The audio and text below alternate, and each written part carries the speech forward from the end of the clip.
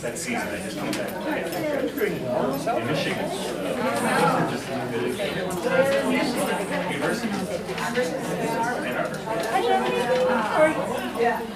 I'm good. How are you?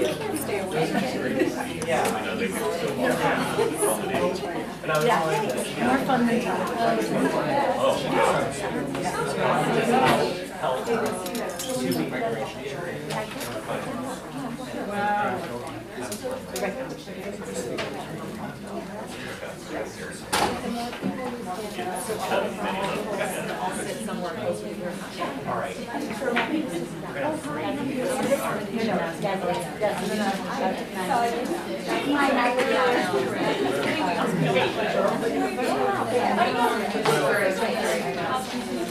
Looks like you're ready to speak. No. But I'm going to. Never.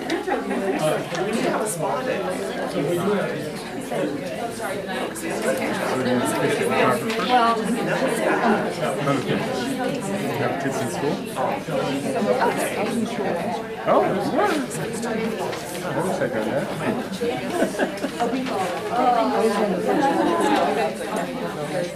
Oh.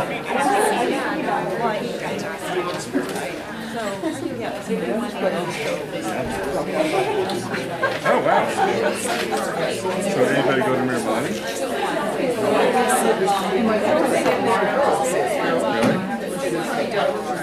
We'll be good as an analyze the overall first class of Orinda. Second. I was class of 67. Welcome, everybody. We have adjourned from closed session and reconvening in open session. We're going to start with the Pledge of Allegiance. Julie, you see us, please? To the flag of the United States of America, and to the republic for which it stands, one nation, under God, indivisible, with liberty and justice for all. Thank you. I'm going to report out action taken in closed session. For conference of legal counsel, existing litigation, Government Code Section 54956.9D1, EEOC case numbers 555-2014-00478C and 555-2014-01031C. In closed session earlier tonight, the governing board took action by a vote of 5-0, unanimous, to approve an agreement to resolve EEOC case numbers stated above. As well, for conference with legal counsel, anticipated litigation under Government Code Section 54956.9D2, one case. In closed session earlier tonight, the governing board took action by unanimous vote to approve an agreement to resolve salary payment claims raised by 4 certificated employees. Now it's time for public comment period. Persons may speak on any item that is not listed on the agenda. Speakers are requested to fill out a speaker card and to state their name and address before addressing the board. Individual speakers are asked to limit their comments for any item to not more than 3 minutes in order to allow everyone who wishes to speak the opportunity to do so. Groups are asked to limit their comments to a total of 10 minutes. The board shall limit total time of public comments to 15 minutes at the beginning of the meeting. If additional time is needed, public comment will continue after the discussion items. And I do have some public comment cards. And some more chairs are on the way for people that are standing in back. We've got more chairs coming. Thank you. First, Maggie Reeves. If you've got an empty seat next to you, could you raise your hand, please? Come on in, please sit down.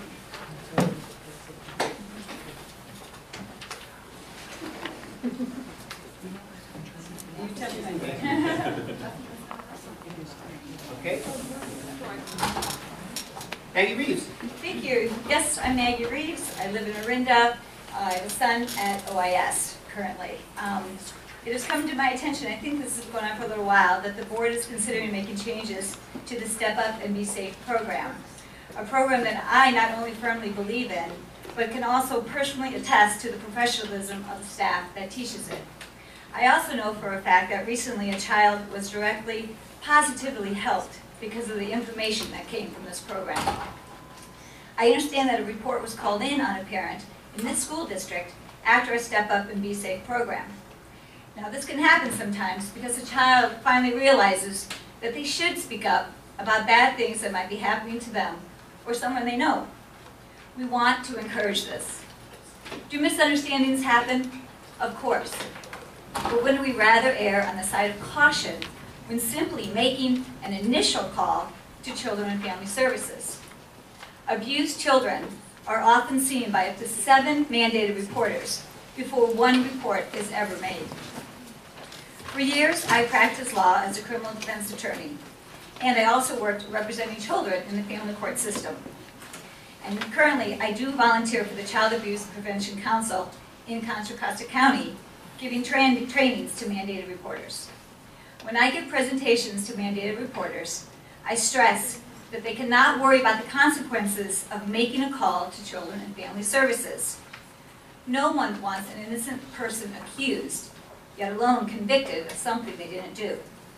But I assure them and discuss with them the many, many safeguards built into the system to prevent just this from happening. If the board or any parent has problems with certain aspects of this program, I can tell you that feedback is always appreciated. But please, let's remember, these people are the experts. For the person or persons who are upset about an unfounded case being called in, the system worked exactly as it should have. The case was unsubstantiated. And in a more recent case, a man was arrested for a report made.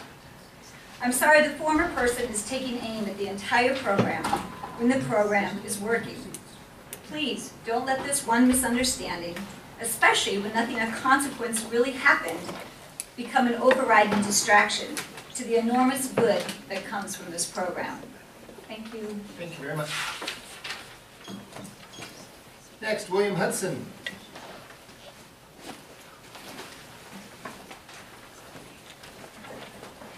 And before you start, Bill, there are seats up here. If anybody wants to sit down, if you could raise your hand again if you have an open seat next to you. Please feel free to sit down if you'd like to sit down. Thank you. Hi, William Hudson, I live in Orinda. I'm here just to ask a simple question about plans to expand and fence Wagner Ranch's school garden inside the nature area garden space that's used by all schools when a superior alternative is available. Wagner Ranch students are very fortunate to have an aid to provide enhanced garden activities, and apparently this has led to a need for more beds than are available in the shared facilities. This is great. That's fabulous. We think the more the kids are outside and doing this kind of thing, the better. But the proposed expansion plan today is a fenced area inside the nature area garden, which presents several drawbacks. It would require removal of well-established native plants that were put there for instructional purposes years ago. It's in a shady area that can only be partially improved and only by removal of several sizable and healthy valley oaks. A garden there creates potential for disruptions when other schools are in the nature area, which may require scheduling for board, which then constrains usage and flexibility of the whole area. Appropriating space within the area used by all the schools is a loss of capacity when outdoor activities are likely to be increasing under the Common Core. Finally, fencing it is an unnecessary cost to create an unnecessary barrier. In contrast, there's an ideal location, Plan B, between the gym and the nature area. It has a better solar alignment, it's much sunnier, and should have even more shade, even more sun, with removal of merely Monterey pines, which are much less desirable species than the oaks. It has water in place and existing fencing. It's completely separate from the nature area, so it can be managed by Wagner Ranch School without needing to coordinate with any of the other schools.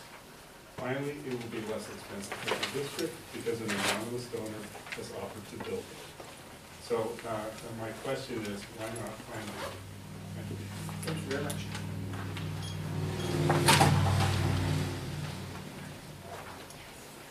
For those standing in back that just came in, there's seats up here. feel free to sit down. There's 2 right here, and there's more being brought in over on the side, so feel free to sit down. There's 2 right up here if you'd like to sit down. Next, John Skidgel. I hope I pronounced that right. I'm sorry, there's confusion about the cards. I thought they had to come later in the LCAP portion. Okay, you did say LCAP. I read tech support, so that's my mistake. Okay, Thank throw you. me back a little bit. Great, Thanks. we'll take that up then. Amy Chen?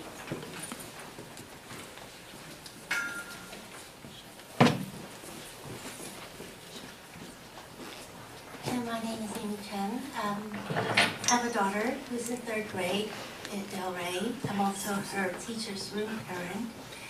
And I just want to say thank you for coming to our Parents Club meeting, this last one, and to Carol Brown and Susan. Susan. Thank you. So one of the things, what I wanted to do is lend my voice of support to our desperate need for an IT administrator. I remember, Jason, when you were campaigning, you said that we needed to bring our school district into the 21st century. And 80% of the information my daughter gets in order to learn comes off a computer. And there is nothing more stressful for a teacher than she's trying to set up a class. The software does not talk to the hardware. Software is of a different version, it wasn't installed properly. This is all taking up precious class time. Kids are milling around, they're getting impatient, teachers sweating, and we have to fix that. And I think whatever you guys do to find the money in the budget and provide an IT administrator. Thank you. Thank you very much. Torres Yeager.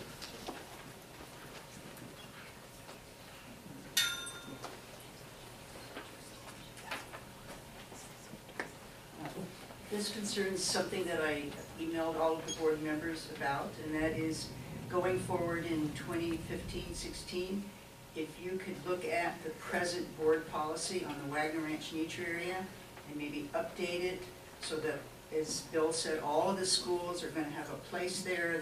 We're going to augment the programs.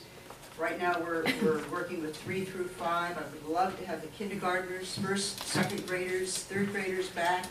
So please get it on hopefully on the next agenda, or maybe the first one at the beginning of the year, so that we can be thinking about how Wagner Ranch can fit into all the great things that are going forward in our district, curriculum-wise and experiences for the children. Thank you. Thank you.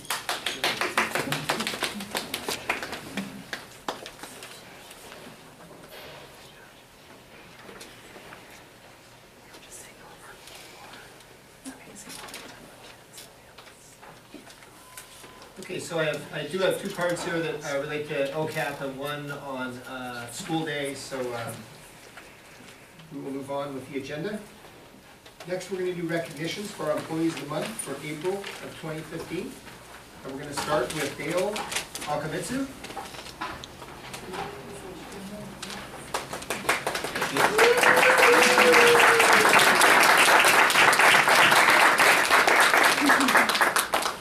Dale Okamitsu is an incredibly dedicated member of the Wagner Ranch teaching staff. She is a team player who is always finding positive solutions to challenges. Her commitment is always first and foremost to her students. This translates to a dynamic learning environment in her classroom where students feel safe and inspired to learn. Dale is a leader, not only of the Wagner Ranch staff, but for the district. She serves as a BTSA support provider. She has also been involved on various district committees over the years, including the Curriculum Committee and the Response to Instruction Subcommittee. Dale's leadership is consistently collaborative and is defined by her humble, thoughtful, caring, and constructive approach with an overarching focus on what is best for students. Thank you, Dale.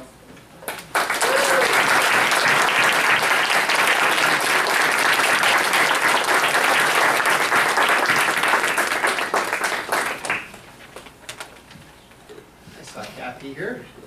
Next is Kathy Williams.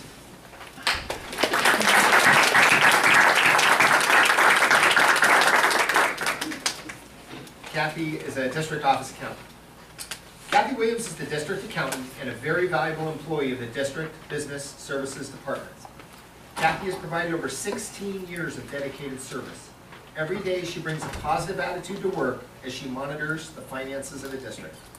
When the school sites need an answer to a business question, Kathy is the go-to person in the office who is always ready to provide friendly assistance to keep the school site business operations running smoothly. Kathy is well deserving of the honor of Classified Employee of the Month.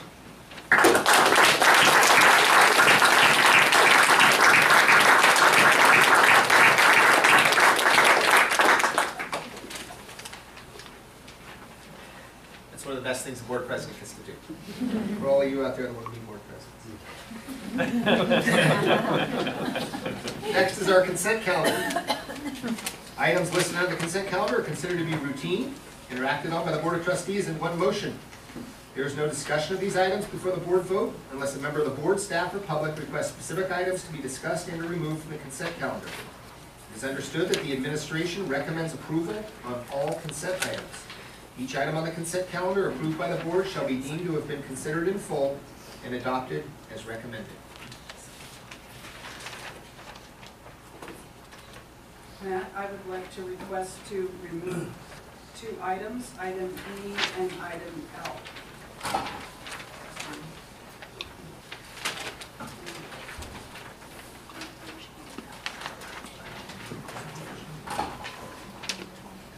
Okay, I'm going to move those to the top of the action item, so I'm going to move those both in front of item A. So we'll go with item E and then item L before we hit item A on the action item. Can I have a motion? I move that we approve the consent calendar, except for items E and L. Second. All in favor? Aye. Opposed? Abstained? 5-0. Next, we're on to action items. First, we will take item E from the consent calendar, side letter of agreement tentative with the CSEA for modified 12-month work year for technology support technicians. Sarah? Yes. I just wanted this removed so that we could call attention to the fact that these are our 2 tech positions that is my understanding that will, according to this agreement, be working the 12-month year instead of the 10-month year, so over the summer, and be able to get projects done in the summer and computers installed or whatever is needed before the school year starts. I don't know if Joe had anything to add there. Yes, we currently have an open position, so we're recruiting. We have a vacancy. Anything from the board on this item? Anything from the public on this item? This item's on for action. I move we approve the side letter of agreement. Yes, the side letter of agreement with CSEA regarding modified 12-month work week for tech support technicians. I second it. All in favor? Aye. Opposed? Abstained? Unanimous. Item L, monthly budget enrollment update. Ms. Butler. Thank you. I just asked that we pull this because it's the only budget item on our agenda today. And I wanted to point out on page 34, the one-page budget summary, that it does include our local control funding formula amount there, but also just wanted to remind everybody that at this time of year, we're waiting for the May revise, which is coming up, I believe, Thursday, the 14th, later this week. So we will be watching the news for what's in store for the May revise, and that's all I want to say about that. And then, of course, the enrollment report, which is on the next page. For anyone who's not aware, enrollment is really key to our budget since we get our funding per student. And this is current enrollment, and of course, not next year's projections that we will wait till later in the year. Thank you. And I don't know if Joe wanted to add anything else. Anything else from the board on this? The only thing I'll add for people that don't have a packet in front of them is our current enrollment is 2,567. I've been on the board for about 6 years. Our number is kind of in between about 2,450 and 2,500. So this is a significant area of what I'll call growth. So it's a big number for us. Anything from the public on this? This item's on for action. I'll move that we approve item L, monthly budget enrollment update. I'll second that. All in favor? Aye. Aye. Opposed? Abstained? 5-0. Thank you. We'll go on to action item A, resolution 1508, early primary program. Ms. Marshall. Good evening.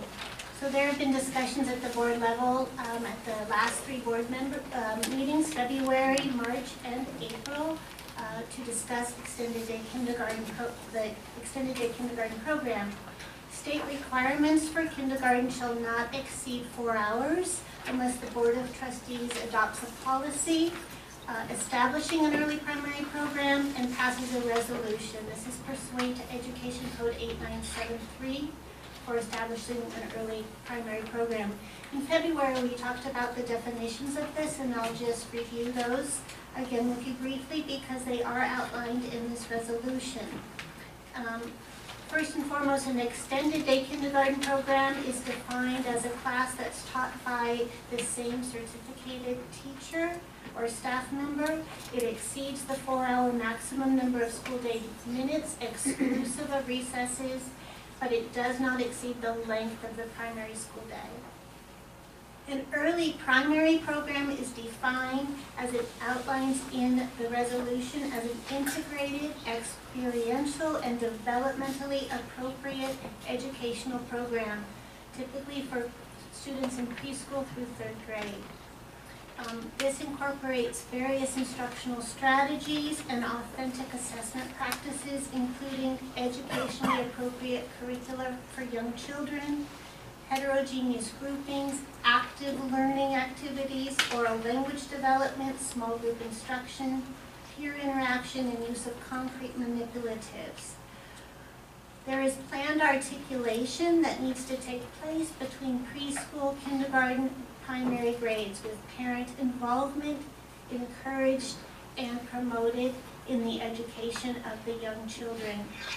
When we look at the terminology for integrated, experiential, and developmentally appropriate, that is defined as a program that is designed around the abilities and interests of the children in the program, and one in which children are learning about the various subjects simultaneously, as opposed to in segmented courses. Now we're doing math, now we're doing English. It's integrated.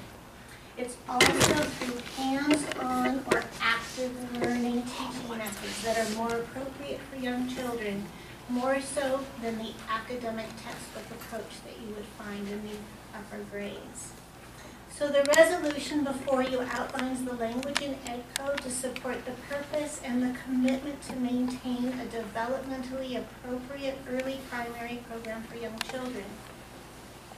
As you will see later in the LCAP under Goal 1, Action 3, it will be on page 133, the extended day program schedule is identified to be also evaluated in the spring of 2016.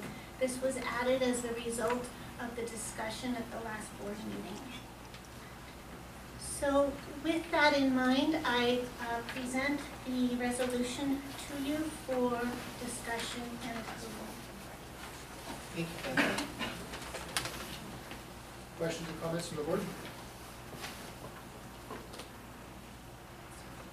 Yes, I have a question.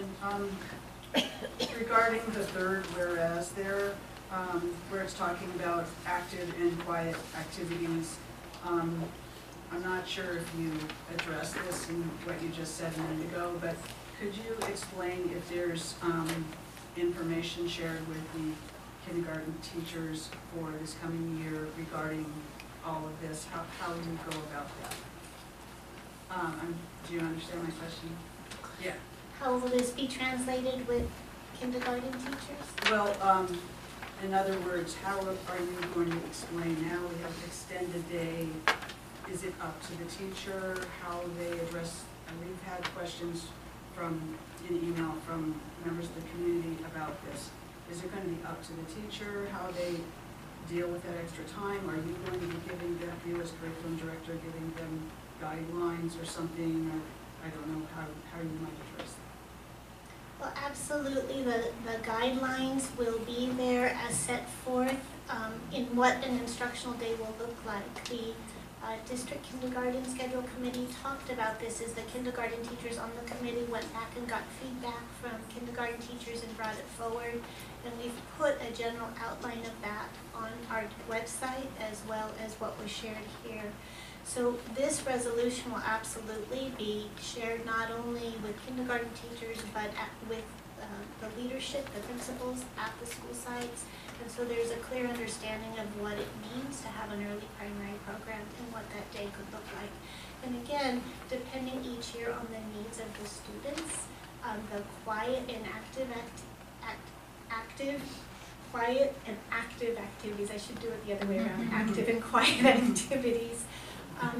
You know, those adjustments are made depending on the needs of the students. Some of the students in the classroom at this age need more activity, some need more quiet, and it could all be happening in the classroom at the same time. So it's adjusting and differentiating to meet those needs. Okay, thank you for answering that. That's very helpful. And then I have one other question.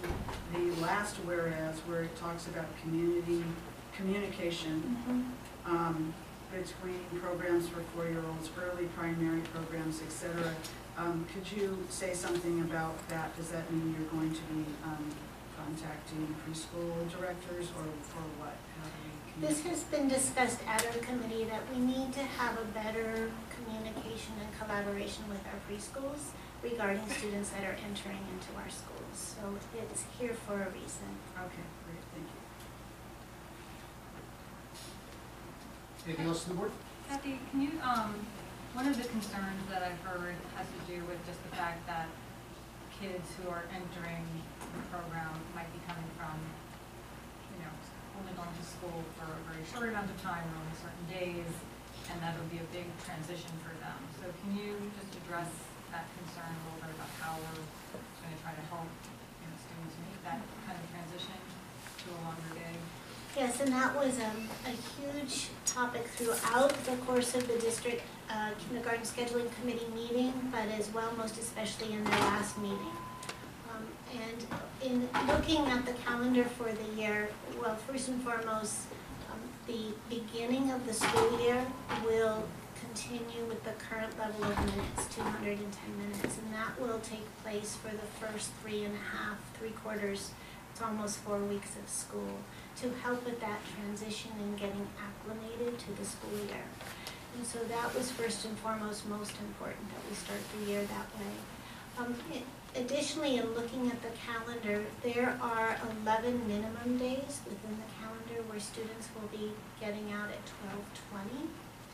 And so we talked about how routines are very important for young children and consistency.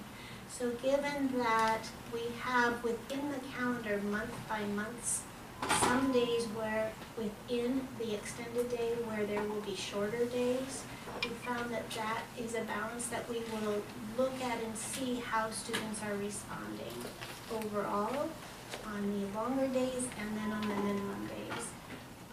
Lunch recess is included in all of the days except for minimum days. And so throughout the lunch period, which is the lunch recess we looked at as approximately 45 minutes. That's lunch about 20 minutes and then recess following. You know, how are kids feeling after all that activity? That will be part of the evaluation in the spring. Does that answer your question? Okay. Kathy, I had one question for you. I appreciate you pointing out the addition to the LCAP to have an assessment of the implementation of the kindergarten program. I think there was a board consensus in one of the earlier conversations that that would be important, that there's been this tremendous expression of involvement of people, your committee and others, and it would be great to get those perspectives again during this review. So that's a long way of making this a question. We have this here. I talked to the superintendent earlier about whether we should have any more statement on it. I think this is the appropriate way to have a review. What might that review look like in the LCAP process? What do you envision us doing in the spring next year? Or is it too early? I think it's somewhat early because I would want to get feedback on what we want to know. Most important, I think attendance rates will enter into that. I think what we're learning about student outcomes, and but I would really want to get far more input on what we really need to be looking at as we observe the students in the program. Would you envision coming to the board with that information? If it's in the LCAP, Yeah. it seems that it would be appropriate to do so. This is an important topic and change for us. Comments from the public? This item? Anything else from the board? I just want to thank all the parents who have worked so hard on this committee. I know it's a long process and a lot of hours. And Kathy, I want to tell you that I've heard from most of the parents how wonderful you've been to work with. And so I just wanted you to know that from me. At the same time, I was gonna express similar sentiments. Not only Kathy and the committee, but also for the teachers not on the committee that have provided really valuable input, and parents that weren't on the committee that gave us a lot of input, both pro and con. I really appreciate the time and the energy and the tone of everybody involved, and I also want to thank the superintendent for his guidance in this process. I really appreciate all the collaboration. This item's on for action. I think we need public comment. We've asked for public comment, we received none. None. Oh, okay. Sorry. This item's on for action. I move we adopt resolution number 1508 to establish an early primary program for extended grade kindergarten. I second that. Aye. Aye. Oh, I'm sorry.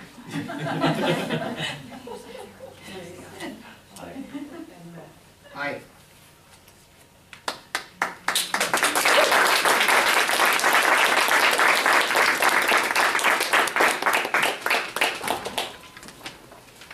Next up, on action item B, middle school math adoption. Kathy Marshall and Mr. Michael Randall. So we're going to move up the ranks now to middle school. Early primary program. And in last month we came forward with an elementary math adoption, and tonight we're going to focus on middle school. Michael Randall will be joining me in this presentation. So essentially what I want to let you know is that this has been a year-long process of planning for an adoption of materials to align with the Common Core state standards. It is part of our LCAP goal for this year, and it also has been a district goal. I'm going to turn it over to Michael so he can give you an overview of the process that the OIS teachers went through in evaluating the various books. And we have the books on display upstairs, and we have also those that are being recommended here in the back as well, that if you would like to look at them, I can pass them around. I also want to add, before I turn it over to Michael, I think it's to my last time. That in addition to the pilot team, there has been attendance at county trainings that have publishers who really understand all of the programs that were available to middle school students, and to really clearly keep our students in mind what is it that will best serve the needs of our Orinda students. So as Ms. Marshall stated, this has been a year-long process. All of the math teachers at OIS participated, and all students were exposed to the textbooks that we piloted. We also consulted with Andy Skipper and myself, Stacy Wayne, our associate principal, and Kathy Marshall were a part of the team working with the teachers. So at the end of last school year, our teachers identified several publishers that they were interested in piloting for this current year. Those publishers included Core Connections by College Preparatory Mathematics, Connected Mathematics Project, commonly known as CMP3, which is published by Pearson, and Big Ideas, which is published by Big Ideas, Houghton Mifflin Harcourt. They went through a series of evaluation of various publishers as well. I think we evaluated probably 8 or 9 at the end of last year, all of which were on the state's approved list. And based on their connection with the Common Core standards, the various materials available, and the online component, the teachers narrowed down these 3 publishers.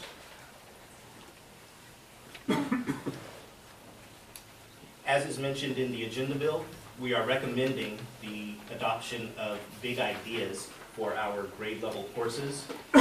Some of the highlights of this particular program that our teachers were impressed with was its balance between the procedural fluency and the conceptual understanding, as well as hands-on activities for students. The digital resources and the parent and student online resources were also highlights of this particular program.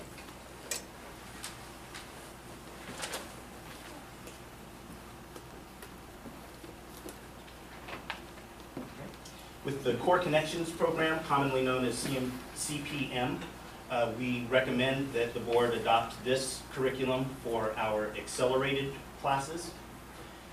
We thought that this particular program offered some very robust, advanced activities for students. It's very project-based and includes a lot of collaboration, which is key in the Common Core standards for mathematical practices. And so these are some of the highlights for the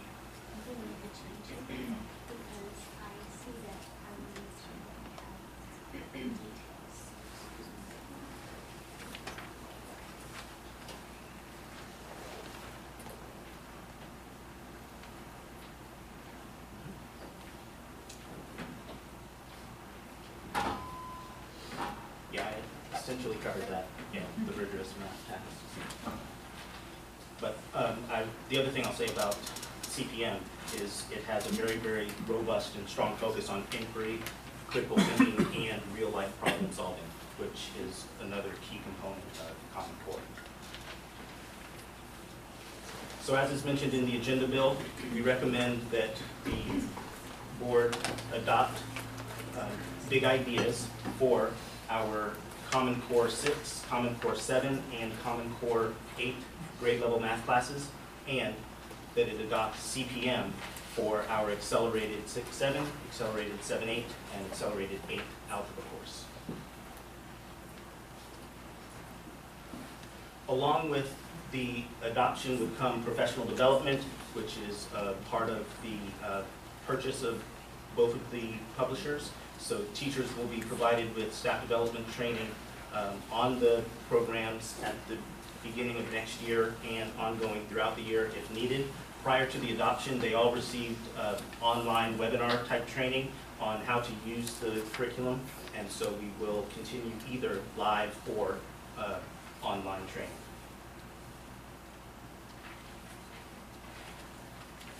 So a key component of the next steps in terms of the implementation plan is, as I mentioned, the professional development. I'm focusing on the second bullet there, particularly in the use of the technology related to the programs.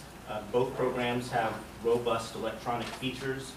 Some have a lot of opportunities for using various devices such as iPads, which we've already introduced to our math department. And so focusing on the best way to capitalize off of those electronic resources will be a major emphasis of our staff development. I would also like to add that throughout this process, we have been in communication with Acalanes High School and following and working and learning what their adoption process has been as well. And they are in process this week of adopting big ideas at the upper level for their courses. And I also want to mention that big ideas aligns with math expressions, so that there is a seamless transition in the vocabulary and in the face, in the look of the textbooks or the online program. The program does come with textbooks, and it does come with an online component. And so at this time, if you have any questions, I'm happy to entertain. I think that's a good question about, Kathy, your last comment, the online component. Because when you mentioned it, I think every parent of every generation comments on relearning middle school math, which is a special challenge given the different way it's happening in the Common Core. You mentioned what you both liked in this program was an online resource for both parents and students. Could you describe how that works? So both programs provide online access to materials that are in the book. There's practice tests, there's remedial problems, there's accelerated advanced problems for students. There are tips for parents on how to best help their students in mathematics. There are live examples, not live, examples, real-time examples of problems. So if a student is struggling and doesn't remember what the teacher explained that day or is having a hard time recalling the concept, there are examples that will walk students through, videos that they can access. So it's very robust on both sides. Both programs have a lot of materials that are available to parents to help support their students. And then there's the electronic textbook, which comes with each purchase of a text. So the students would have access from home to online materials or in the classroom as well if they're doing something? From home, from classroom, from Hawaii. And to follow up on your point, just thank you for answering my question. I was going to ask about the articulation into the high school on the accelerated math. Is the high school, are they keeping with the current textbooks for their accelerated path, so we're not as concerned about that, how that integrates? Or are they? What I know so far is that big ideas is what they're adopting for algebra. So if our students are going through our Common Core classes into algebra, it will be a familiar transition. For their other courses, I don't have that information. Other questions from the board? Yeah, I have a follow-up question about communicating to parents. You said it's available to them online. It seems that parents aren't always as knowledgeable about how to get information, so I'm wondering, is that like the link to the online is going to be communicated by the teacher in school? Yeah, and I was thinking maybe you want a couple of times to put it in the Bulldog News in general, that the new textbook adoption or whatever. Sometimes parents, look at one thing more than the other, and I just think it's really important to communicate in more than one way. And then I have a question regarding professional development. I'm not sure, I just want to clarify, I'm not sure if you said, since this looks like it's 6, 7, 8 in algebra, do we assume that the professional development is for all math teachers at OIS, or what? Correct. Yes, okay, so this program is for all math teachers, whatever levels there are, is all being handled through this program and its professional development. So with each of the programs, there's different professional development. Oh, okay. And every math teacher at OIS will be using one or both of those programs, and so they'll get training in whatever program they're using. Okay, so that wasn't clear to me, is I guess that's what this page is, with the big ideas versus core connections. Correct. And so some teachers, as I mentioned, teach multiple classes. So they may teach a grade level class and an accelerated course, so they would get trained in both. Okay, and it wouldn't be all on the same day, so they would miss one.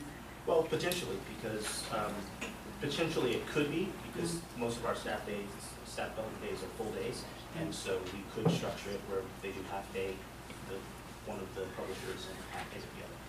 Okay, But that's yet to be determined. sure. I'm sure you'll do whatever's best. Thank you. I also want to add that with all of the programs that we're adopting, there's technical support throughout the year. So it's, oftentimes we start with the training, but then questions or new information comes up that needs clarification. So there is that ongoing relationship with the publishers to get responses and get additional training or additional support, whether it be web-based or in-person. And Kathy, the $125,000 cost, that's a one-time payment that will provide us with enough materials for 6 years? Is that what CPM as well? That's what we have been working with. The publishers, yes, we will get additional materials for every year after based on our enrollment. If our enrollment increases and we order beyond, there's a 2% advantage, 2% over that we go, but if it's more than that, then yes, we would be buying additional books at that time. For any new information that may come forth or updates to the program, we would receive all of that online. The online program would have the most current updates if there's any changes in the next 6 years to the Common And Core the standards. technical support that you were talking about would be included? Yes.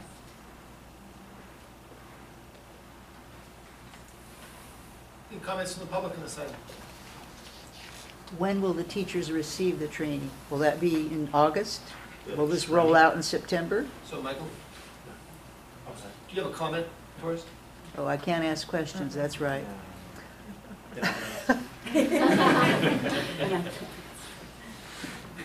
So the training will happen in August and this program will roll out in September, ready to go. My other comment is, you said something about Acalanes. Miramani and Compolindo, I'm assuming, are on board too. Because I know the OIS students go to those 3 high schools. So, Taurus, what they were referring to is the Acalanes High School District. Oh, the whole district. All Okay. 4 school sites. All right. Any other comments from the public? Anything else on the board? Yes, I just wanted to say for the audience that I happened to notice yesterday that this PowerPoint that you showed is on the district website, and I think people might be interested to know that, to know where to look. I think it's on the LCAP webpage. Is that right, Kathy?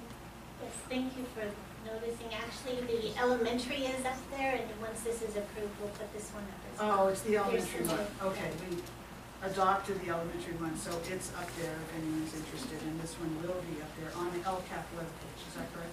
Yeah.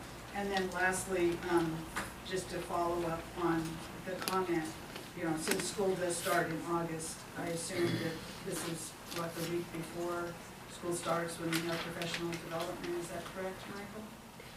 There is one staff development day prior to the start of school. Keep in mind that the teachers are not unfamiliar with these programs, and throughout the rest of the year they'll become more familiar with them. We actually implemented CPM curriculum with all of our math classes all of last year, and they had professional development last year as well, and they used it for approximately 9 weeks of this current school year, so they're quite familiar with CPM. So far, the teachers have used Big Ideas for approximately 9 weeks during the pilot process, and since they've identified this as their recommendation, and if the board approves the adoption, they will continue to use it for the rest of the year. They'll have their materials throughout the summer so that they can become even more familiar with the curriculum. So they're positioned to start the year off quite well, being very familiar with both publishers. Thank you.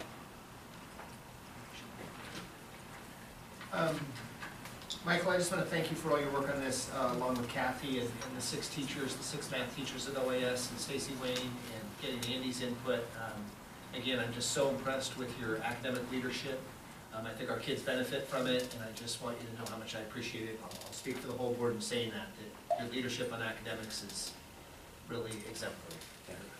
Our kids really benefit from it. Thank you. This item's on for action.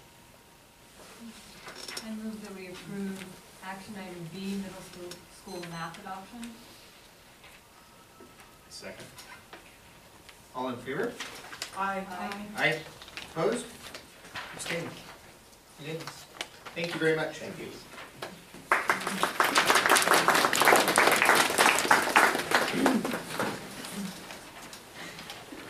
Now we're on to asphalt. Great intro, Fred. Next, we have a contract with American Asphalt Repair and Resurfacing Company, Inc. for asphalt repair at Glorietta and Wagner Ranch Elementary Schools. Director of Facilities Ed Silvas will present the contracts for board approval.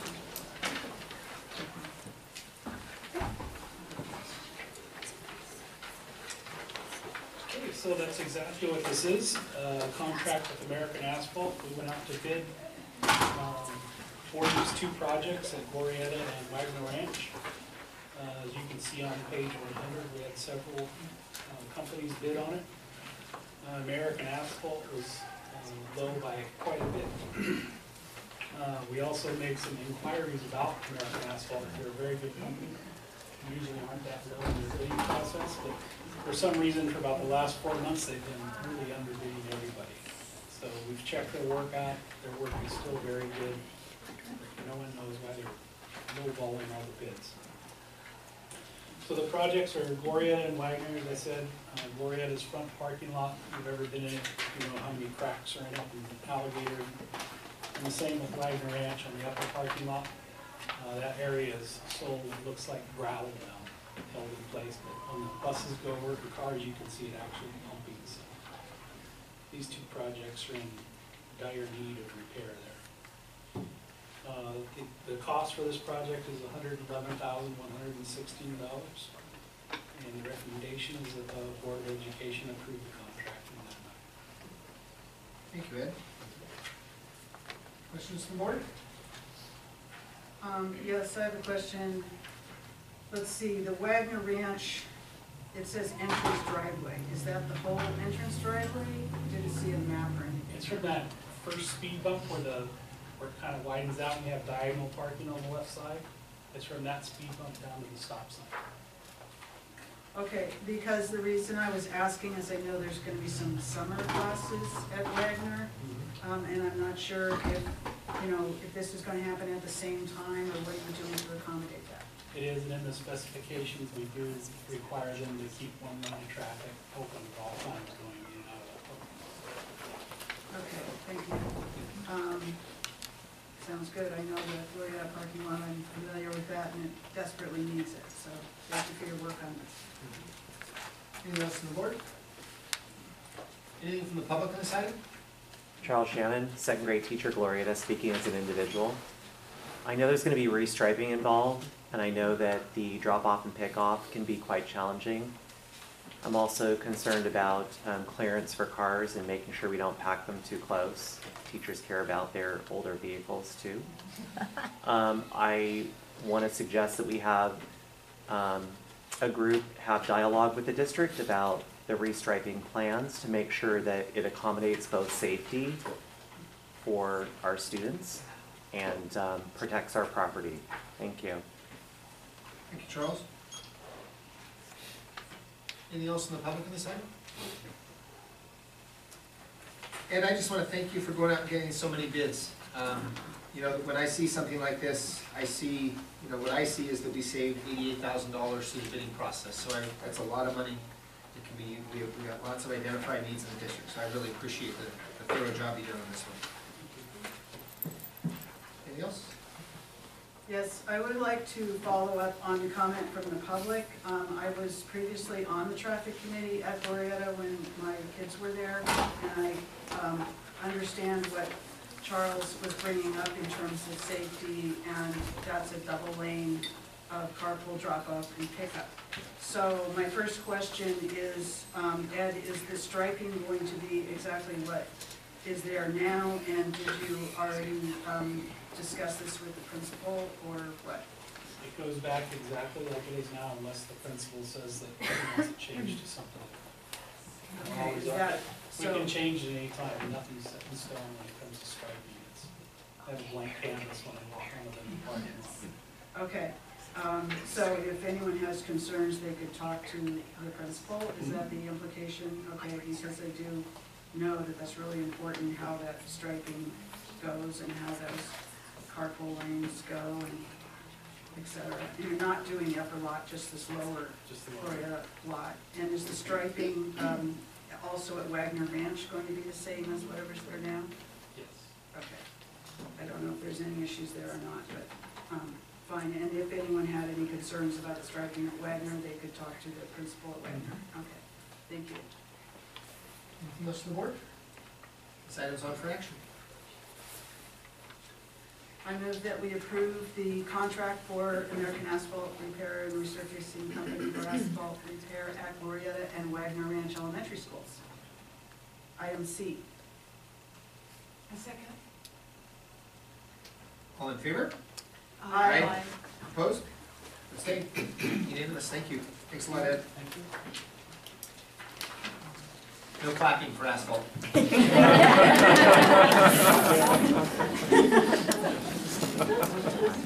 That ends our action items. We're on to discussion. Next, we're going to discuss Board Policy 6112, School Day. Director of Curriculum Instruction will present a first reading of the new Board Policy 6112, School Day. Kathy.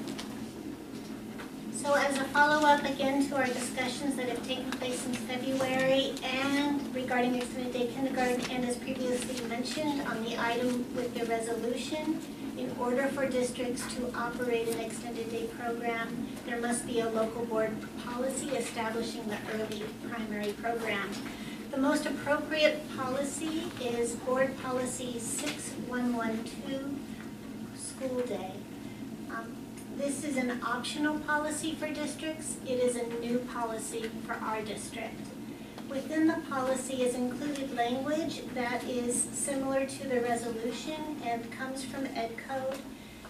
You will see that in order to operate an extended day, that the Board of Trustees has declared that the extended day kindergarten program does not exceed the length of the primary school day, and that it includes ample opportunity for both quiet and, there you go again, active and quiet activities within an integrated, experiential, and developmentally appropriate educational program.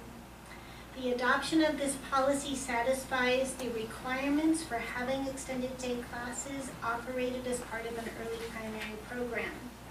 The policy is presented as a first reading for discussion. In reviewing the policy, I would like to recommend a change. Please look at below item 2 on the first page where it says grades 1 through 8. That should say grades TK through 5. The reason it should say TK through 5 is that we do provide a 20-minute recess to all of our elementary students. And then before the last paragraph, when we're talking about secondary students, it should say grades 6 through 8. So it should read kindergarten, then it should read grades TK through 5, talking about the schedule for elementary school shall include at least one daily period of recess of at least 20 minutes in length. And then below the CF for physical education and activity, and before the paragraph in establishing the daily instructional schedule for each secondary school, there should be a heading grade 6 to 8. That is a recommendation that I'm putting forth as a change to this review. Everybody clear on that? Kathy, should there then be another CF at all below the secondary school section? In the policies that I reviewed, it went right into the legal references, but I will double check that. I can look right now. Questions or comments from the board on this item? Yeah, just to clarify, so,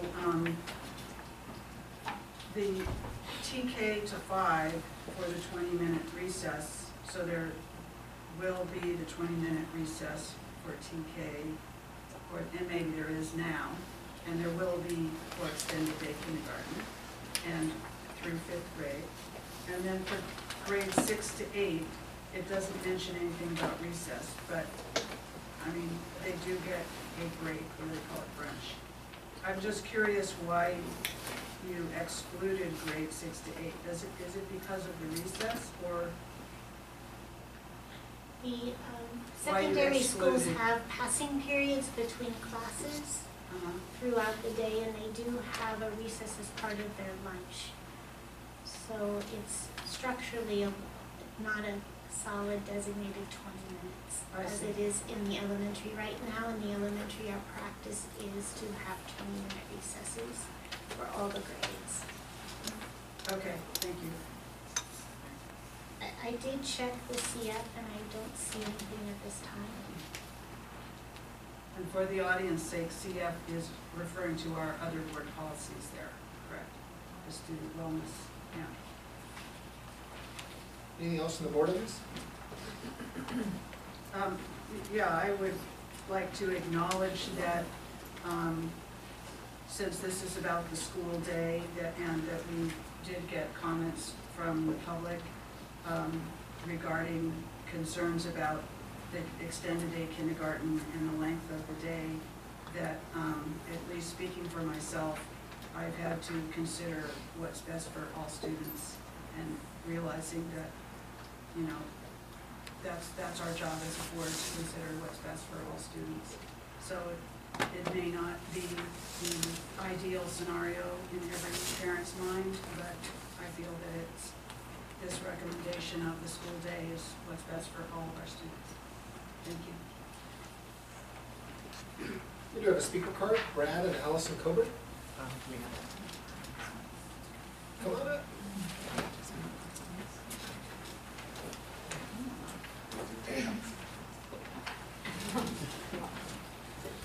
Hi, we're Brad and Allison Coburn, and we're at 5 Memorial. As you know, we have not been in favor of extended kindergarten, but since it has passed, we would like to go on record that we'd like to request that there be some opportunity to have a say, for parents to have a say in what the curriculum will look like and how those instructional minutes will be used. And also that we advocate for an approach that allows time for unstructured and imaginative activities which let children be children, and while also developing their imagination, creativity, and social, emotional, and cognitive abilities. Thank you. Thank you, Brad.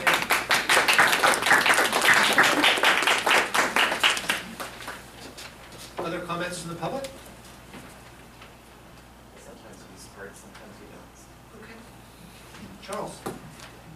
In looking over the policy, I didn't notice. If you could just introduce yourself, sorry. Oh, sorry about that. Charles Shannon, OEA President. Thank you. I'm second grade teacher over at Glorieta. In looking over the policy, I was a little bit concerned that I didn't see any reference to providing adequate time for teachers to plan. And I know with this extra time, we're going to definitely need to keep that in mind, that our teachers already don't have enough time to plan, especially with Common Core. And I would think that in a policy like this, using the words of Michael Randall, we want to see a robust mention of teachers having adequate planning time. So please, board, take that into consideration. Charles? Please. If I just want to make, I just would like to make a little comment. You can just introduce yourself. I'm Catherine Schiff, I'm a kindergarten teacher at Thank you. City Hall. That's the reason why we want the longer day. It is so that we can have that time. So we can have, that really is what we want to be able to have in our kindergarten. The active, the quiet, the creative, the unstructured. We want to have that in our classrooms. And I think I can speak for the kindergarten staff when I say that it really is the reason behind the request for a longer day, because we felt that that was getting squeezed out with all the other things that was required.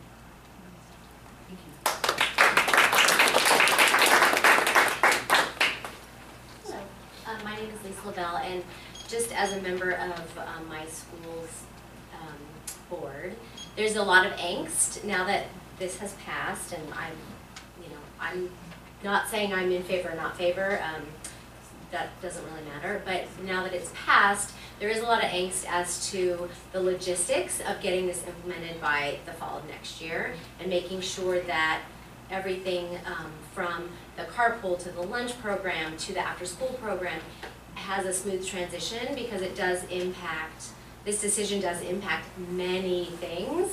And so I would just ask that whomever is in charge of actually outlining and signing off on the actual day gets that done ASAP, so the rest of us can start our planning to implement in a proper way. So, thank you. Thanks a lot. The active part of the day, Say who you are. remember the outdoors. Thanks, Doris.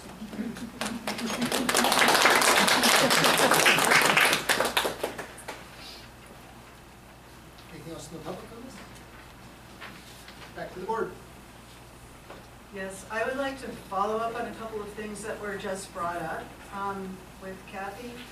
Regarding the time to plan that was brought up by Charles.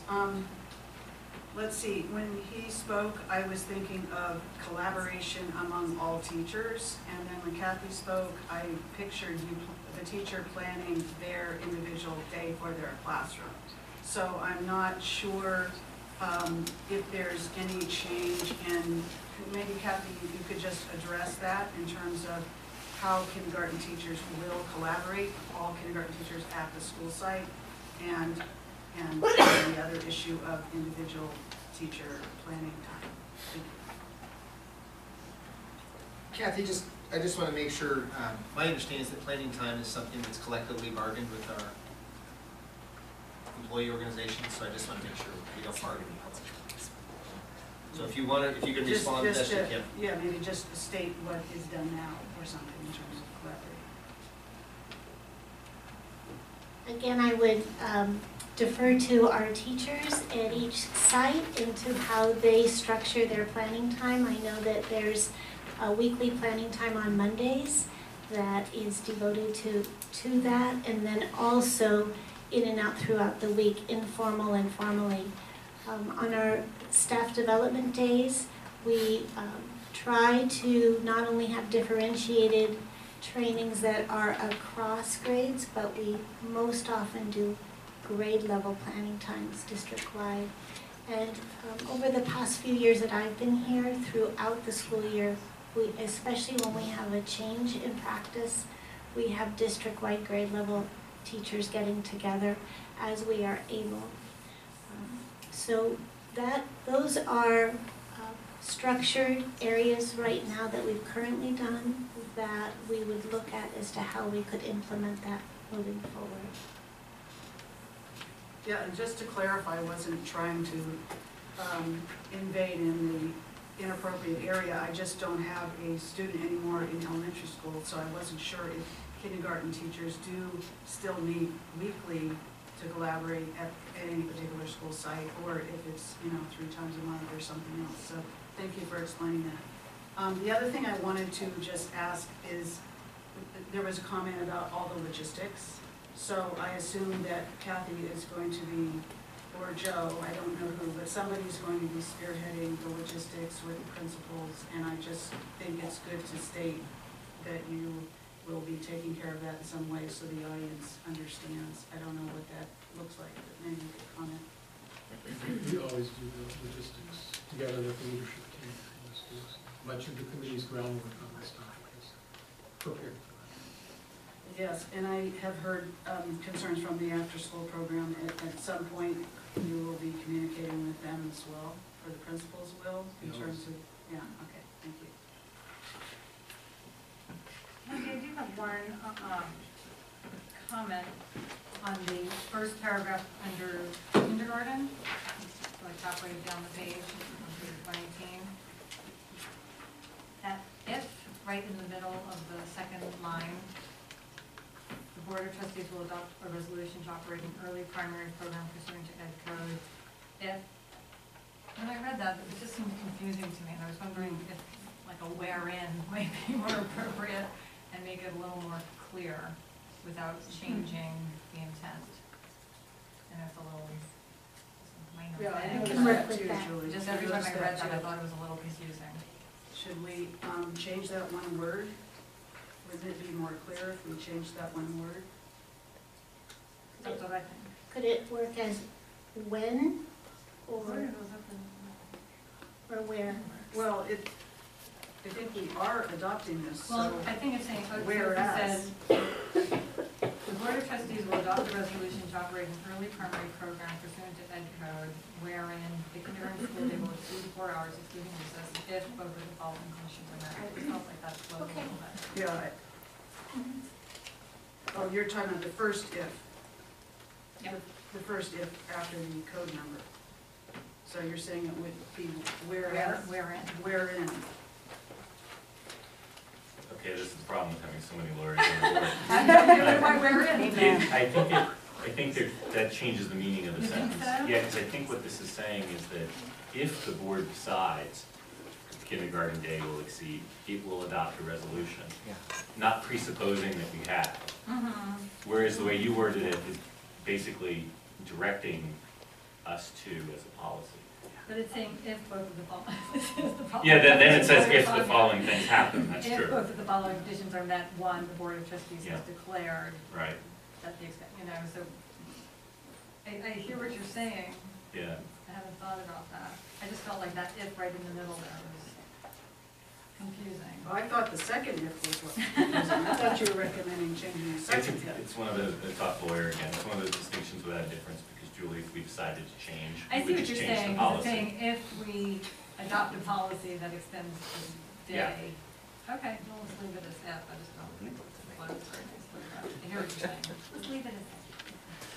This is why we only talk in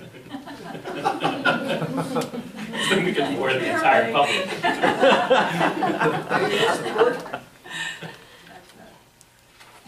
This item's on for discussion only. Thank you, Kathy.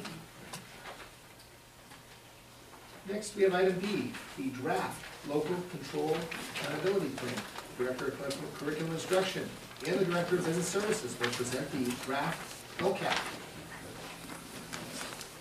After which point we will hold a public hearing. So, tonight is our first public hearing for the local control accountability plan. And what I would like to do tonight is present an overview of what it looks like so that the board and the public has a framework to continue to provide input to us through the process. The guiding principles of the LCAP are that the decisions are most effective when they're done at the local level. And it provides for flexibility to use LCFF funding, primarily focused on student outcomes and improving student outcomes.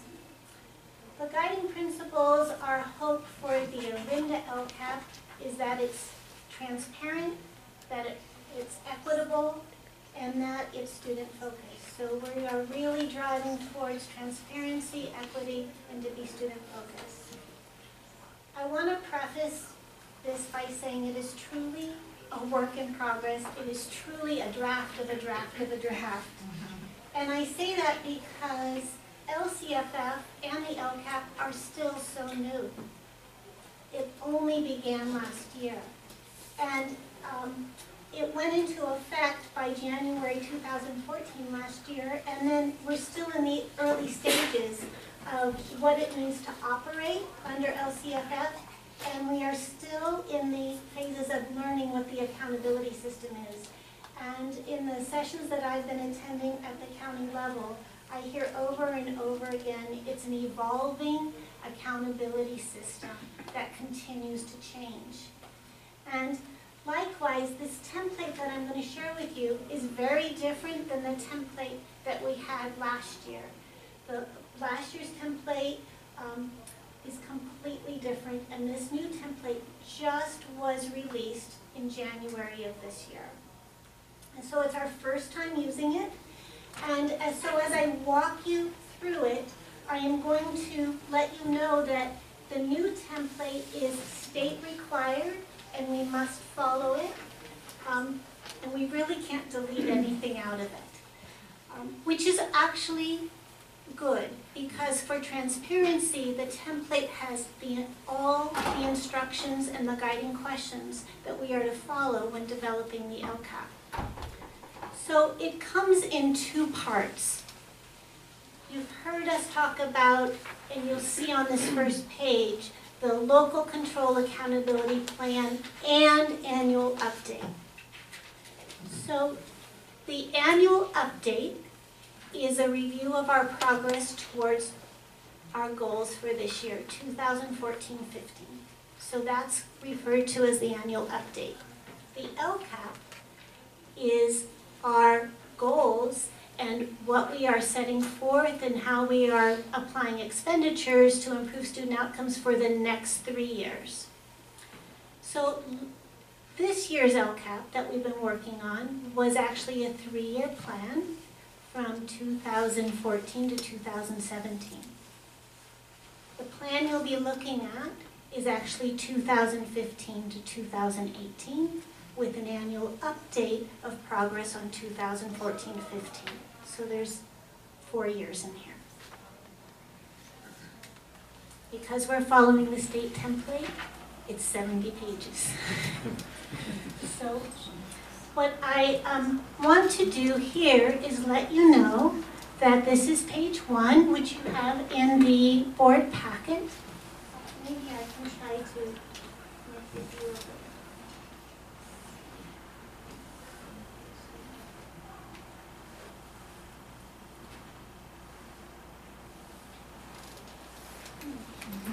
Kathy, before you launch into that, are you going to explain the, sort of the timeline of when it comes back to us and all that? Yes. Okay. I will go through all of that. Yes. So this first page is really the introduction. It tells the story of our district, and we had this last year, and it's been emphasized at the county level. The county will be reviewing and assessing our LCAP before it goes to the state. They have said that this is a very important component of the LCAP because it's a place where you can really describe what your district is doing to meet the metrics, the state metrics, which I'll talk about in a few minutes, and where you can list anything that would be pertinent for reviewers to notice. So for example, already, should I make it a little bit larger? Try it again. Let's go for 200. Better. So for example, already in red, which you don't have in your packet, which I'm revising as I learn more information, is I've included here when we're talking about the number of EL students that we have in our population, I've added some clarity that it's below the state requirement of 51 students to maintain a DLAC advisory, which is required. So based on a session that I had this morning, it was recommended that I outline why we don't have a DLAC, and that I do it in this introduction. So as we are continuing, when I said draft throughout the next month and until this comes back to you for approval, we will continue to make additions and changes based on input or what we learn from the county, what they learn from the state.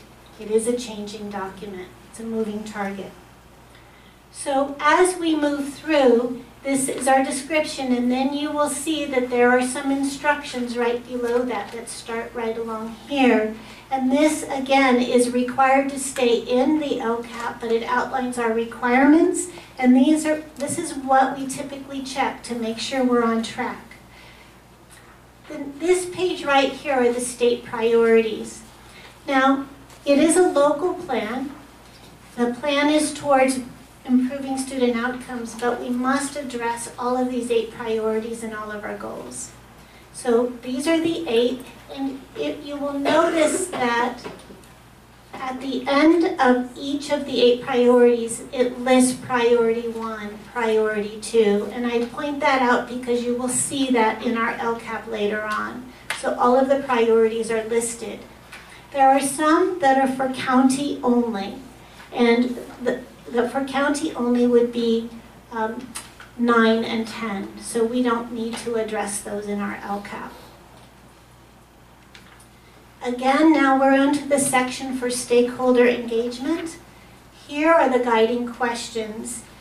Again, they stay in the LCAP, but these are questions that we refer to make sure that we've covered everything that we should, because the county will be using this in their review.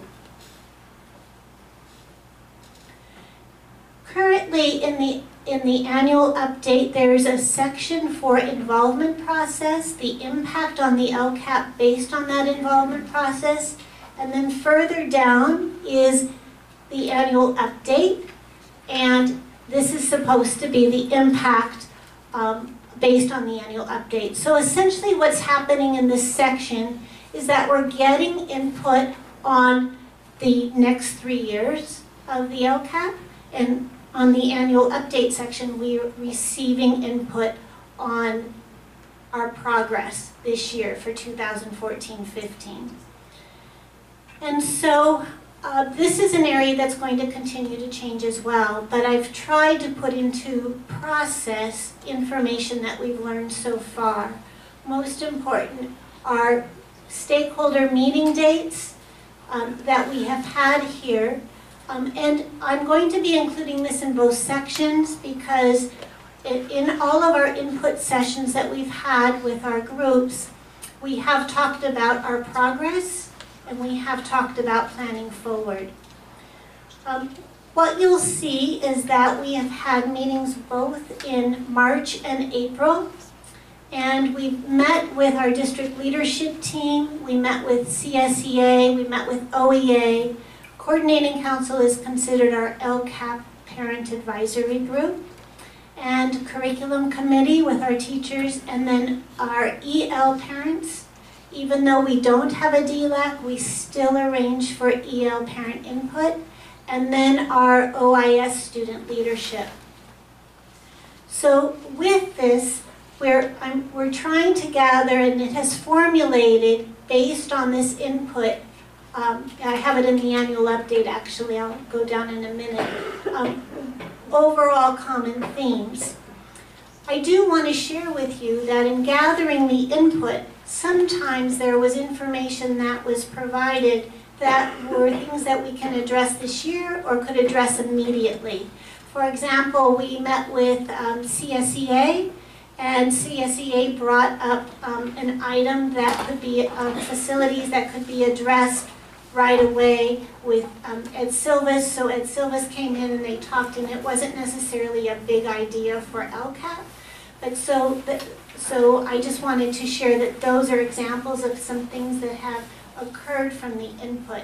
The input has also been shared with all of the leadership team to take back and look at how they're going to build their school site plans, because we want alignment, and there may be some information that's been shared that would pertain more to the specific school sites rather than to a global LCAP, but all input has been shared. And so this reflects the common themes. With regard to parent surveys, we're still collecting the data. And so when the LCAP comes back, we will have that. Now I have a certain framework here based on the last parent survey from last year, and I kept what our percentages were so that we would have some comparison. We have common questions across the schools that we've asked that pertain to those priorities, those 8 state priorities. But it may look different depending on the input that we receive. So that's a work in progress. Moving on, I'm going to go to section 2, which is, again, this is the required language that describes how you complete the next phase of the LCAP. And then we get to our first goal. So our goals have remained the same. As we've gone through the input process, we had 5 goals from last year that are carried over to this year. But how we transferred them onto this new template will look different. So our first goal was really a student achievement goal, and we had set a target that by 2016-17, our students would meet or exceed proficiency in the core subjects of English, language arts, and math.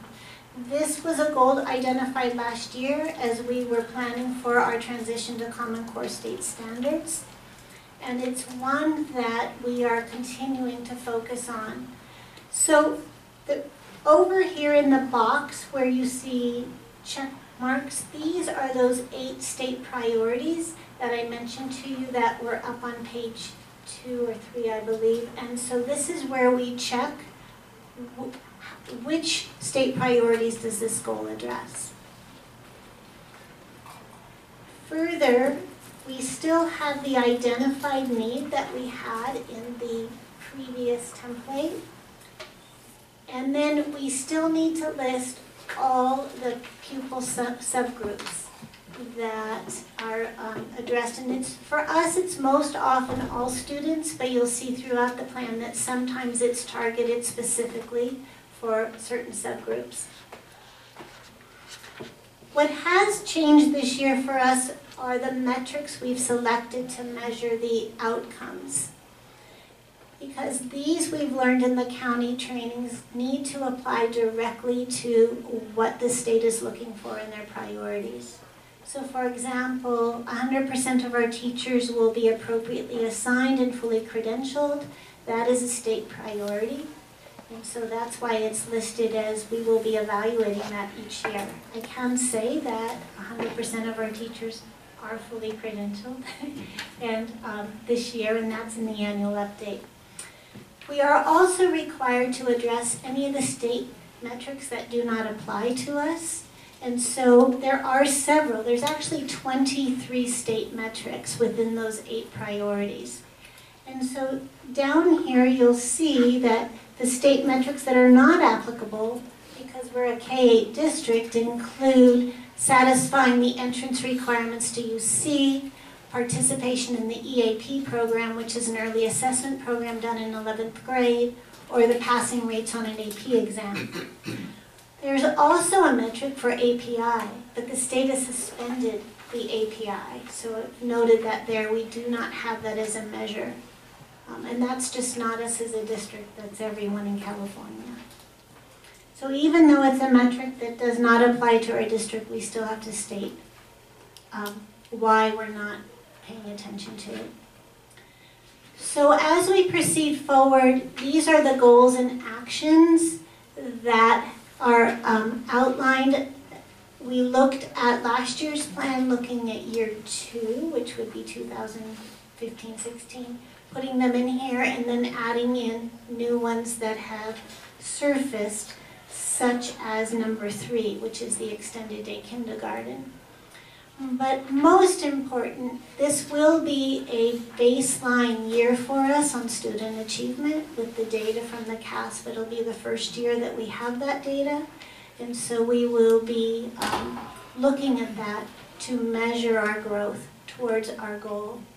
So the way that you read this is for the 2015-16 school year.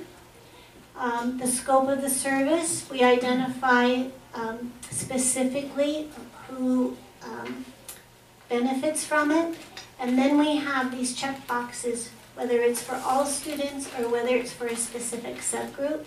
And then we need to look at our budget.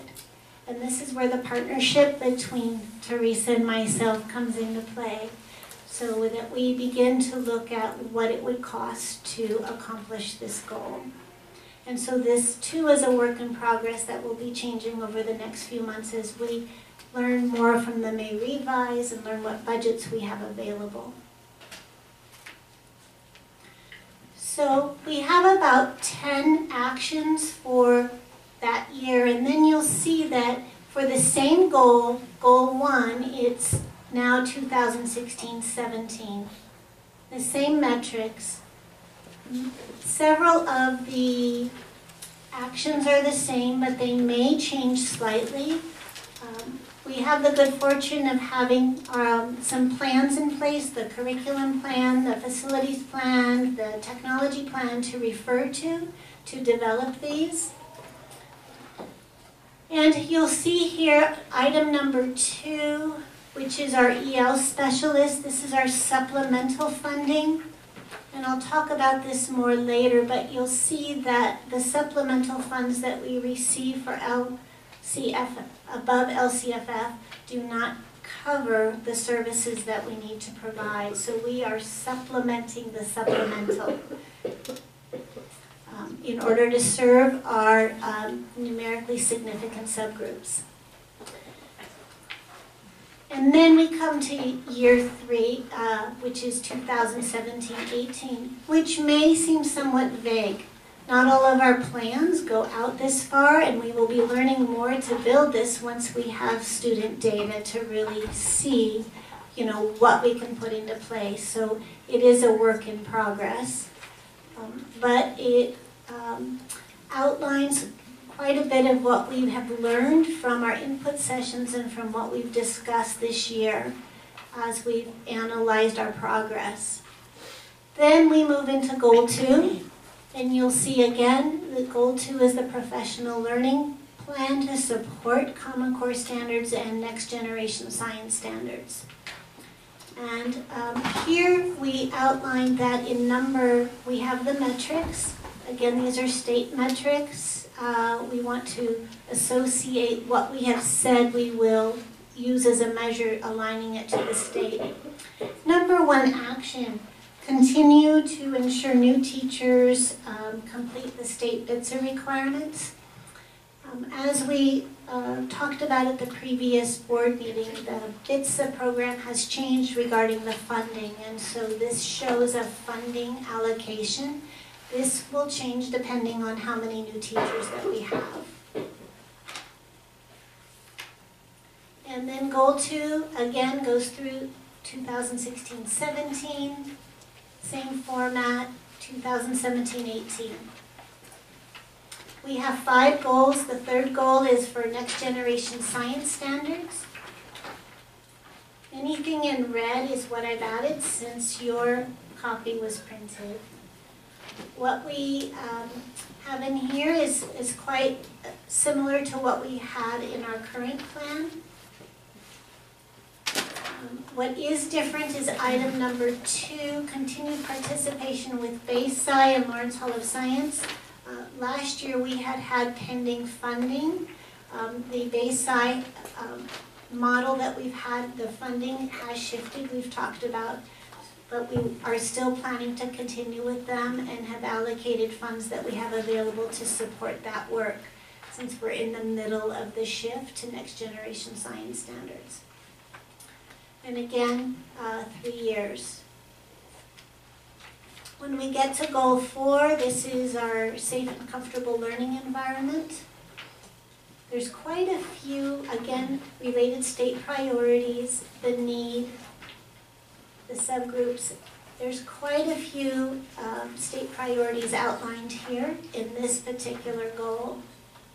That includes a wide range from school facilities to attendance to parent and school surveys and parent communication. So the one metric we're not addressing is high school graduation rates.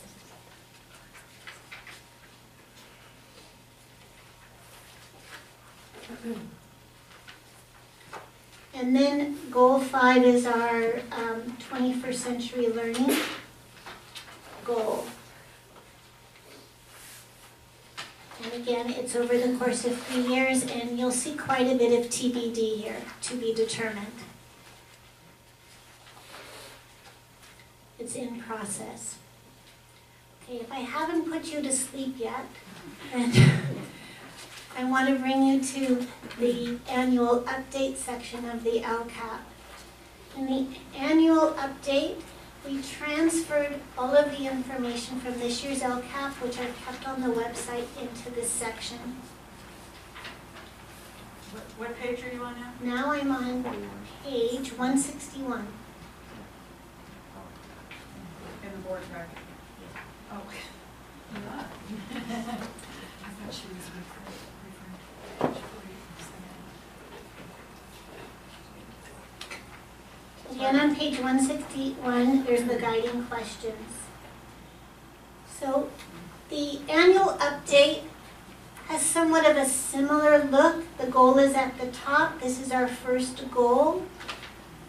And then we have the related state priorities.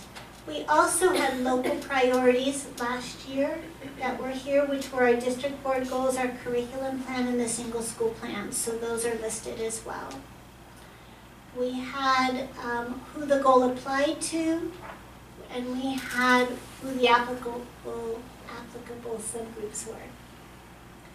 These were our metrics last time. And then this is what actually happened. We're really addressing those metrics.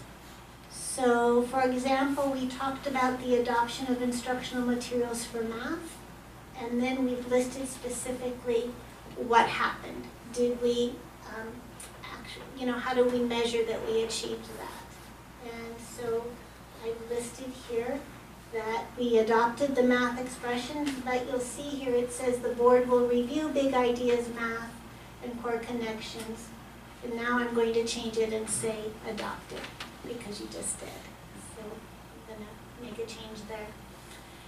In 2014-15, we also included local assessments, and the county said that in my discussions with them that because this was a baseline year, they don't serve as a way for us to measure growth, essentially. And so I had not included it in your plan, but I think because it was there, for our community, it's important to acknowledge that this entire year we revised all of our assessments to line with the Common Core. So I've added that in under number 3 when we're talking about that there was no standardized achievement data for 2014-15 with CASP. Additionally, we have revised our other assessments so it's a baseline data across the board for us in looking, moving forward, how students are achieving. Continuing with the annual update, what occurs for this is we look at each action that we had in this year's LCAP. We look at what we said it was going to cost, then we move over here and we look at where we are with it, and then we look at what the estimate actual cost. So let me use this first one as an example for you as you read through the remainder of the annual update. We said we were going to provide each teacher with the Common Core state standards for English and math, as well as the frameworks. We budgeted a certain amount of money here, $7,000 to do that. However, it says here that we did purchase all of the Common Core state standards for every teacher, but we did not purchase the frameworks. We didn't purchase the frameworks because it's not published yet. So we actually only spent $1,769. You'll see later in the update that I need to justify what we're going to do if we're still going to buy those frameworks. And I'll show that to you in a minute. So that's how this process works. We have to identify who the scope of service is for and which students it serves. So those big boxes are under each action. The other thing that occurred for us that's new is last year we were advised that if we weren't using supplemental funds to just put 0. And since then the information has changed and the expectation is that we calculate what the estimated expenditure would be by the end of the year. So some of our actions do not cost for us. It's not a cost. Or I've explained that it's already embedded somewhere. But you will see as you go through the annual update, for example here, to continue to, number 4, continue to provide the long-range planning at the elementary level. You'll see it addresses elementary schools for all students. We had a 0 cost. Well, it wasn't really a 0 cost, but we weren't required to put that in because it wasn't supplemental. But now we've calculated what the cost was for either teacher stipends or subs to hold those long-range planning times. So that's where you'll see a difference throughout the annual update. Next year it'll be more consistent because we'll include those as we go forward. And I'll show that to you at the end of each area. It says right here what changes in action, services, and expenditures will be made as a result. So again, it's in red because I'm working with the county on the exact language, and right here I've stated that the annual update includes estimated actuals for the 2014-15 LCAP to present a more complete picture. And this will be carried over and included in the 2015-16. So in this section, if it's too much to look at the annual update or the goals and you want to know why things are in the goals, you would look here to see those changes because we're carrying everything over into the new plan. And this again is the same for each of the 5 goals. And this goes through, so that's goal 2. I'm sure I'm going to make you dizzy. And you'll see some changes that have been made. I'm still going to be updating this.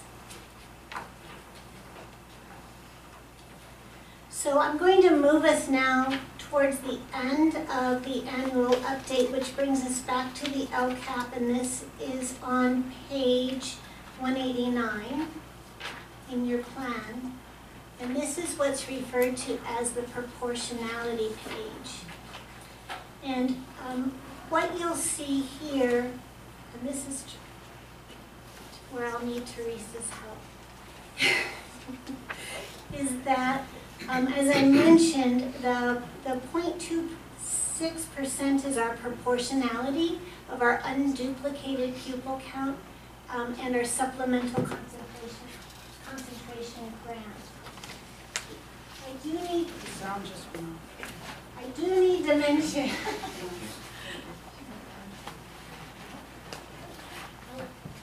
Are you going to, why there's a pause, are you going to explain proportionality, what that means?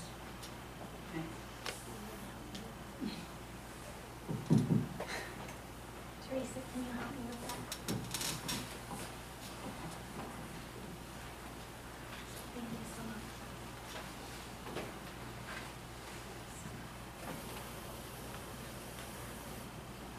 Proportionality in relation to our LCFF funding is the amount that you need to increase each year based on the targeted student population, your English learners, your foster, your socioeconomic students, and you have to maintain this level of effort.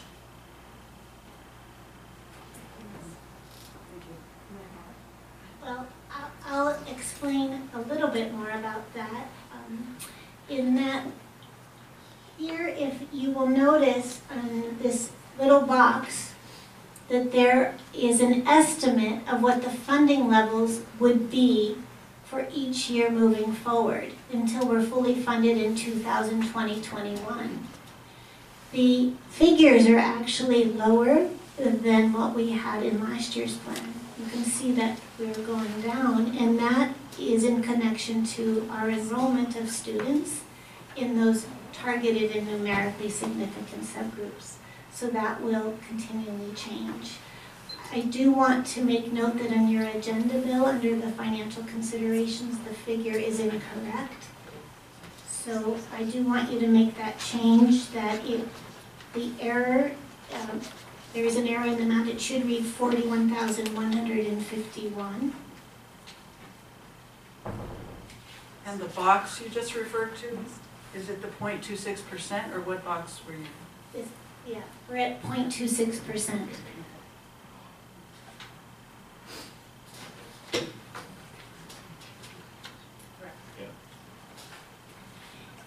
These figures are a 3-year rolling average based on our targeted subgroups. So each year we'll see it will look a little different, but we need to plan accordingly to what we have.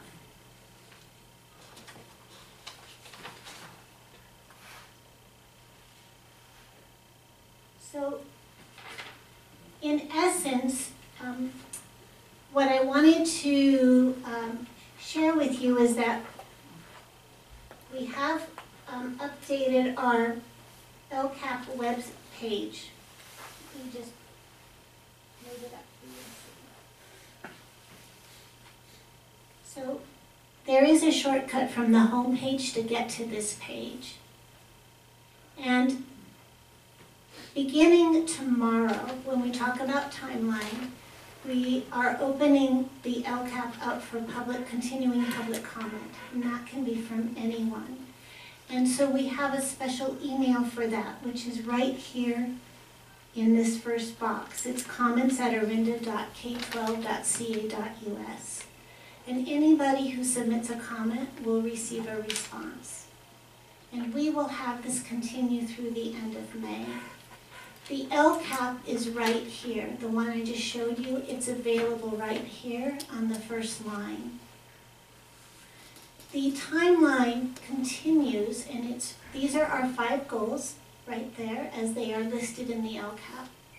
Then right here now we're having our first public hearing. Most districts are having just 1 hearing. We're having 2. Again, it's that transparency component. We want to make sure that everyone has time. It's a pretty lengthy document, so it takes time to absorb it. So then we have the receive and respond to comments. We'll have another public hearing at your June 8th board meeting. Again, changes will be made. And then on June 22nd, our plan is to bring forth the final LCAP for approval, and it needs to be approved before the budget is approved. The budget is also approved at this meeting. We are also keeping this year's current LCAP on the website as well. So if anybody really wants to do their checks and balances, it's there. And then we have also the timeline here that was approved in November, or well discussed. And then this has all of the input sessions that we've had as well. And then we're building here just some quick links for anyone who's curious as to some of the progress and updates. I think as Sarah Butler mentioned earlier, the K-5 math adoption is up there, and so then we'll add the 6-8. So these are some of the accomplishments that were also district goals, but were LCAP goals as well. So that concludes the overview of the LCAP. I know there's a public hearing, and also Teresa and I are available for questions. Thank you so much, Kathy. It's really an incredible document put together, and all the time and energy that you and everybody else has put into it is certainly appreciated by the board. Questions or comments from the board?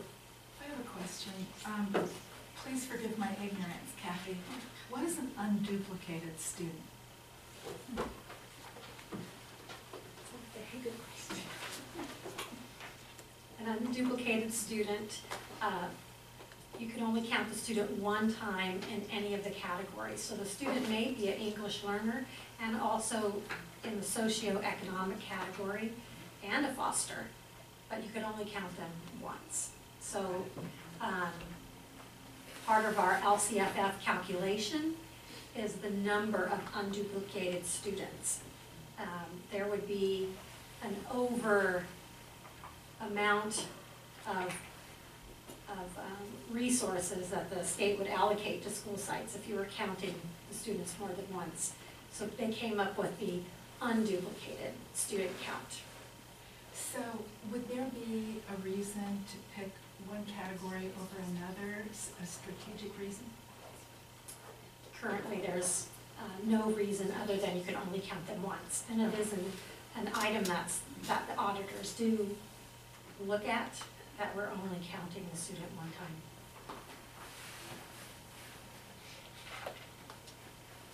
I have some other questions regarding the process, and I'm sorry if you explained this, Kathy, and maybe I didn't catch it. But since last year we had one LCAP document, and this year we have the draft LCAP, and then the second part, which is got the second title, annual update. Are both of those being delivered to the county at the same time when we approve the LCAP? Yes, it's one document. Okay. And all of our input sessions, we attempted to focus on both to get input on our progress. And that is also happening at the school site level for the school site councils for their school plans, which feeds into this. And then also, you know, what should we be paying attention to as we move forward? What action should we consider moving forward? Okay, and just for the audience's sake, I want to say that as a board, this is the first time we're going through this too, so bear with us. And this is the first of our draft LCAP meetings, and I'm glad we're having a second one because that will allow us good time for input. And also, but today it seems like is an important time to bring up anything related to the budget, since our next meeting, when we have the second LCAP input, is also when the budgets, our draft budget is presented. Let's see, I want to just say a couple of other things. Regarding the first page 120 in the board packet, where it talks about this is a new finance system, the LCFF. The LCFF, the local control funding formula, which when I pulled the page 34 or whatever it was, the budget summary before, the LCFF funding formula in our budget summary, the revised budget is $15.8 million.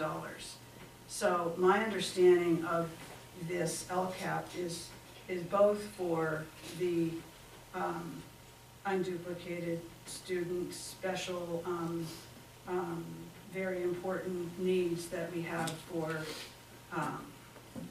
all those other those categories of English language learners, foster youth, and students who qualify for free and reduced lunch. But it's also a time for us to have this plan, which also addresses other needs, and also that we as a district can come up with additional goals in addition to the ones that the state requires. With all that said, I just want to, since I did a little homework on LCAP, I just want to read one section that I ran across in Ed Code that pertains to this. And this is Ed Code 52060, which addresses the LCAP process.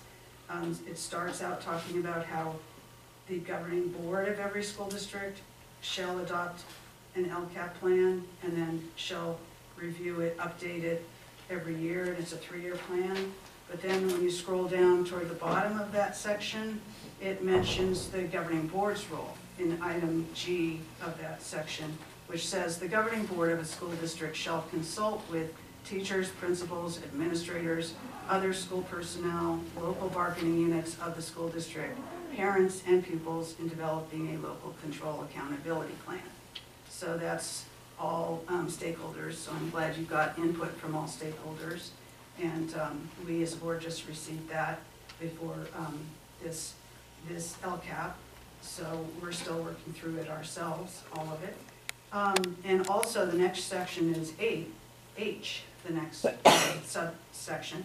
A school district may identify local priorities, goals in regard to the local priorities, and the method for measuring the school district process toward achieving these goals. So I just wanted to say that for our sake as a board, so that we can consider all that and consider any funding needs that are related to what is in the LCAP, because I know we've had emails from various members of the public regarding different funding needs. Thank you. Anything else on the board? Kathy, I have a question about what you said, I think that you heard from the county this morning about including the base funding amount in there, not just the supplemental dollars. So does that mean that our LCAP needs to be revised to show all our dollars or all our LCFF dollars? And how would you even allocate money that way? Teresa and I have actually talked about that, and I'm consulting with Dr. Jackinet as well. It is a local decision as to how much you put in there. But most important, what is emphasized is what is being used for improving student outcomes. So you may have some base funding that you are targeting towards the goal to improve student outcomes, and then you could put that in there, as opposed to putting everything. Okay, so from the base you don't funding. see it as being, okay, this, many dollars for teachers. And it would just become very difficult to allocate it that way. Yes, yes it does.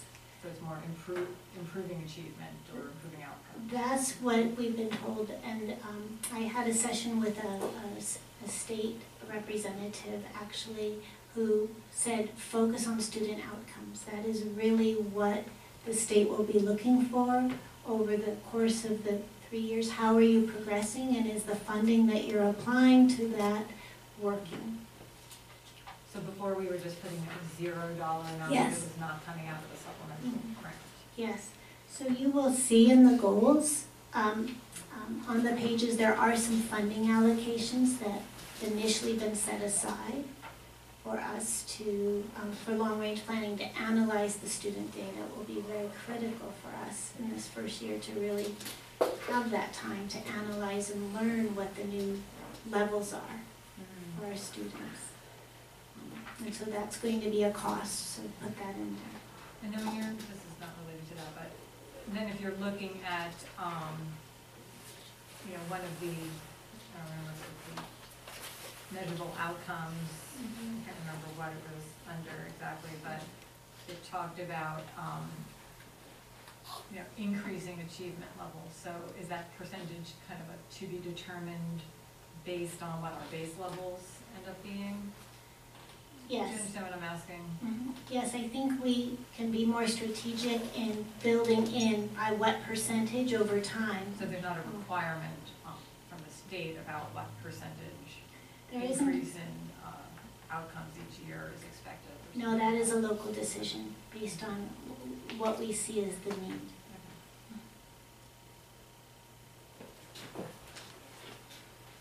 I have one more quick question. Regarding the red text, which I guess are your revisions, is that version is what going to be on the website?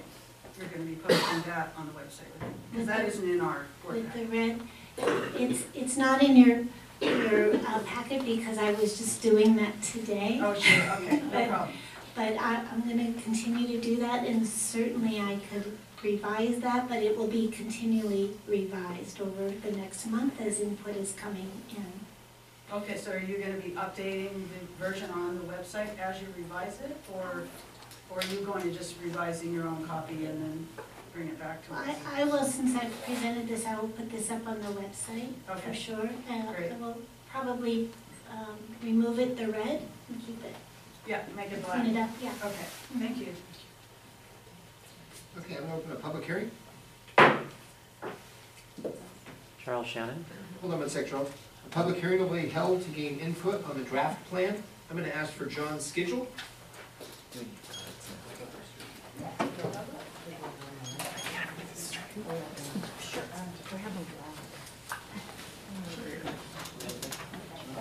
First?